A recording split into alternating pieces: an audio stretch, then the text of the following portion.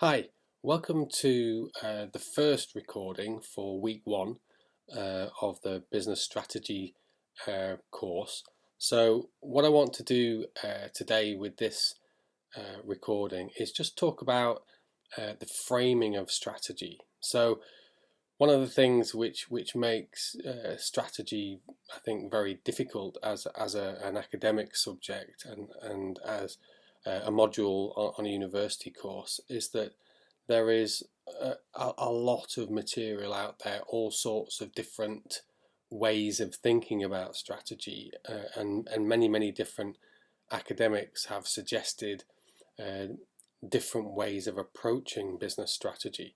So it gets very confusing quite quickly if you're not careful. So one of the things that I think is really important for a university module like this is that we don't want to ignore the literature on strategy, and we do want to refer to it, and we do want to access it, but we need to take a very clear position on how we are presenting business strategy on the module. So what you'll see in the first few weeks of the module is that I try to be very clear about how we are framing strategy and and what strategy method I want you to use in the case study, which you'll do as part of the assignment. So this recording is all about how we're going to think about strategy on this particular module, and of course it relates directly to the core textbook for this module, which is Exploring Strategy, which is by far and away the most popular strategy textbook. So let's get into it. So if you remember, we have presented a definition of strategy, which is the direction and scope of an organization over the long term, which achieves advantage in a changing environment through the configuration of resources and competencies with the aim of fulfilling stakeholder expectations. So it's a bit of a mouthful. Obviously, it's quite a long, detailed definition, but I think it covers all of the main bases that we want to pay attention to. So what I suggest you do with strategy, it's one of those topics where you just have to take your time. You need to look at things, and then you need to come back to things later. And what you'll find is that over time, these definitions, these concepts, these tools will make more sense, but you've got to give yourself time. Okay, so this is the definition that we're going to be using, and this is how we're thinking about strategy on the module. Now, I also want to introduce this notion of a time element in strategy. So, of course, strategy is an ongoing requirement of business management. So a manager will always be trying to think about strategy, but they need to think of it in terms of these three horizons. So horizon one is about maintaining and defending the current core business. Always we need to make sure that we're thinking about and protecting and supporting the current core business of the organization. But it's not good enough for a manager simply to do that. The manager has to be thinking more long term than that. So they will also be thinking about Horizon 2, which is about how can we nurture emerging business. So it might be that the manager wants to innovate the current business model to make it more effective, or it might be that the manager is thinking about exploring, extending customer segments. So they might think, okay, well, we're selling to these people right now, but maybe we could sell to these people as well. It might be that they're thinking about extending the product line or making improvements to the product to add more value. So there's lots and lots of ways that we can evolve the business. So the manager will also need to be thinking about that. But that's also not good enough, because we also need to be looking at Horizon 3, which is, really looking towards the future. And that might be, 2 years' time, 5 years' time.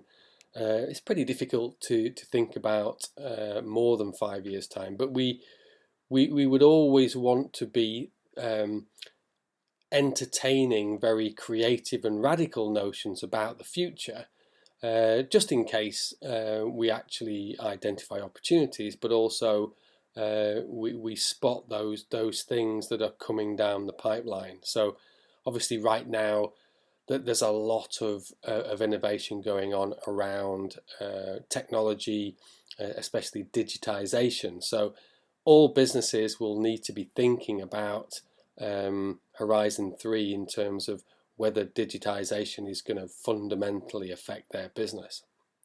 So Horizon 3 is all about thinking, about genuinely new types of business. So it might be completely different products, it might be completely different business models, it might be completely different customer segments. Okay, so in terms of strategy, we want to be thinking about all of those three things. So when you do your case study for your assignment, the client is going to explicitly ask you to give recommendations for all three of those horizons.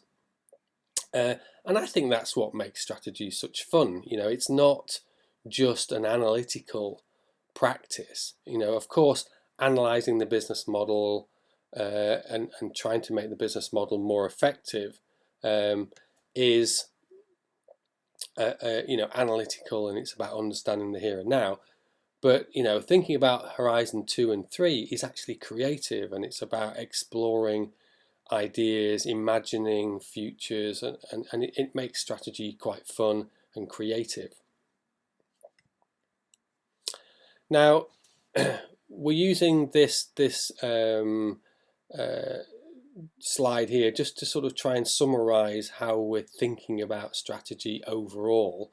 And I think this is a classic conception, the idea that an organization exists within an environment, and that strategy is all about making sure that we are successful within our environment. So strategy is about understanding the environment, identifying threats and opportunities in the environment, but it's also about thinking about your own strengths and weaknesses. So strategy is about balancing our strengths and weaknesses to the environment in terms of opportunities and threat. So the SWOT, an acronym, strengths, weaknesses, opportunities, threats, is a classic and still a very useful way of thinking about strategy. Now, of course, one of the fundamental features of strategy is thinking about purpose or mission, if you like. So managers are often asked to or required to make statements about purpose.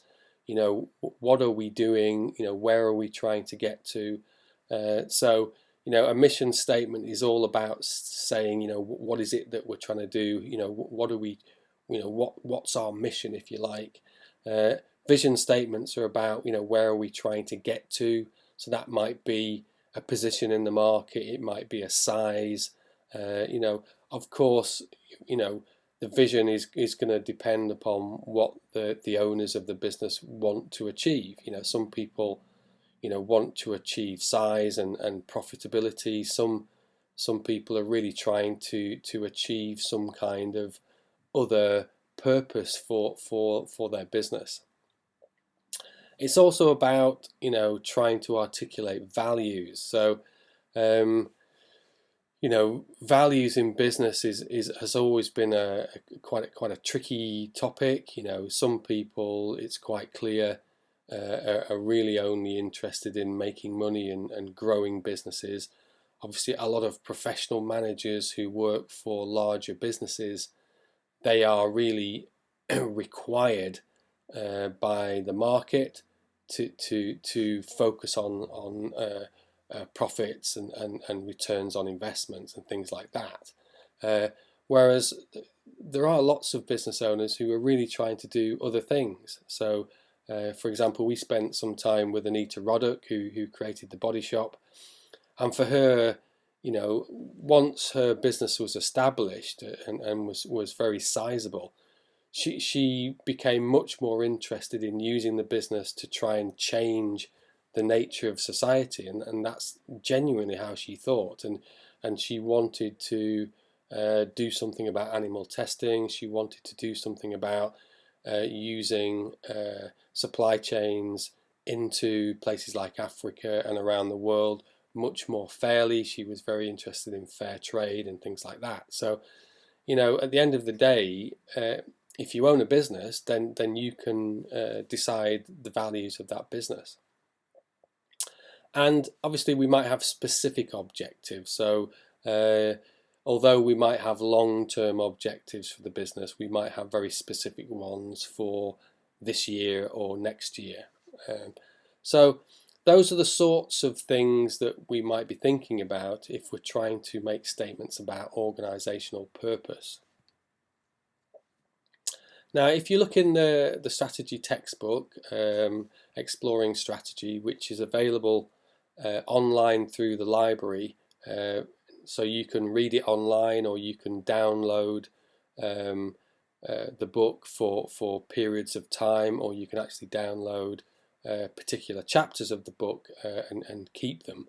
If you have a look in the core strategy textbook, you'll see this notion of strategy statements, which is basically a way of trying to summarize the strategy of the organization in a very concise way. So, one of the difficult things of strategy is that, when we're trying to articulate a strategy, we can find ourselves entering into quite a long narrative. So often people want to try and summarize it. So they've suggested this as a way of summarizing. So they think of the three sort of fundamental aspects of strategy as being fundamental goals. So that's mission, vision, and objectives. And then scope of the organization, which is about who are our customers, geographical locations, and our vertical integration. Now we'll talk about all of those as we go through the module. And then, what sort of strategic advantages do we have as a company, and what are the important capabilities of our business which makes us unique and makes us different from our competition. So if you're interested in trying to make a very concise statement about strategy, then you could have a look at strategy statements. Now, if you look at the core textbook, what you'll see is they've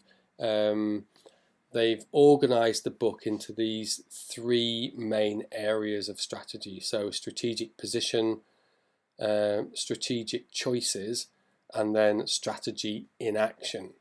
And that's obviously they've been writing and updating this textbook for many years, and this is where they've got to in terms of trying to come up with a good overall structure. So I think it makes sense. It's a very well developed framework because it's been developed over many years, and so I am going to refer to that structure in the module. So the reason that they use that structure is because they're trying to summarize how they see the role of a manager in terms of strategic management. So they say, look, if you're a manager and you're responsible for the strategic management of your organization or your business unit, then you're going to need to do three things. Okay, you're going to need to understand the strategic position of the organization that you're working for. You're going to have to make strategic choices for the future. So, at the end of the day, whether strategy is difficult or straightforward, or whether you find it very challenging, you've got to make some choices. You can't simply just go, well, I'm not quite sure. At the end of the day, if you are the business manager, you have to make choices. And then once you've made those choices, you need to then manage that strategy in action. So you're going to have to implement that strategy, and you're going to have to review that strategy and make sure that that strategy is actually working, and that it's being implemented properly, and that the assumptions about what was going to happen, are actually coming to pass in reality. And that's much more difficult than people realise. So the actual management of strategy in action is actually one of the most difficult aspects of strategy. Now, we're not going to sort of extensively talk about that too much on this module, because we're trying to sort of focus more on the practice of understanding strategic position and making choices. But we are going to talk a little bit about strategy in action as well. So what do we mean by strategic position? Well, it's about understanding the environment of the business, particularly the macro environment. And what we mean by that is the wider social and political context that we're operating in. So, for example, right now, one of the key issues in the macro environment is Brexit, of course, but also the COVID-19 element. So these actual macro environmental issues are actually really, really important right now. Have a look at chapter 2 in the core textbook for more information about that. We need to understand the industry that we're operating within, and the particular sector that we're in, because industries tend to have particular characteristics which will impact all of the businesses within that industry. So it's important that we understand that. The organisation's resources and capabilities. So this is basically arguing that all organisations are unique, and that it's really important to understand what your resources and capabilities are, so that you can try and leverage those.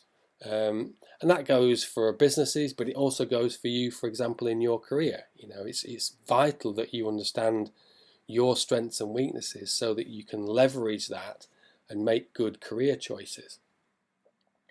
Stakeholders and governance is also important.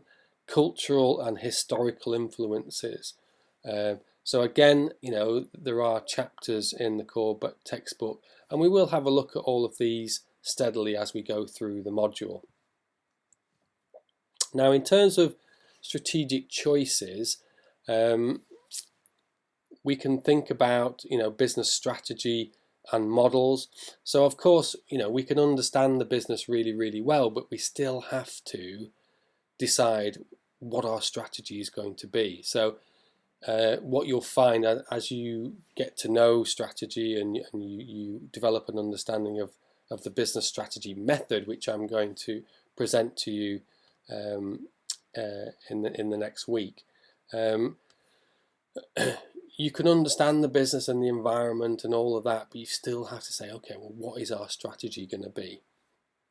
Now, we're also going to have a look at corporate level strategy and international strategy. We're not going to go into great depth on that, because at the end of the day, very few people actually get involved in making corporate strategy.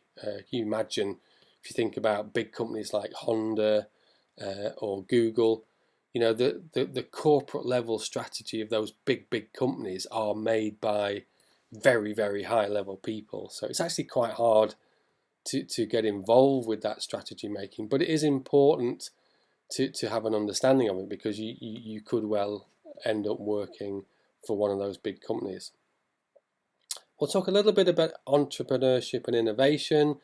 That's been an important topic of relevance to strategy, particularly in the last 10 years, because the world has been so dynamic and complex that all organisations have had to try to innovate and try to be more entrepreneurial, because there's been such a lot of movement and there's been such a lot of change and such a lot of competition.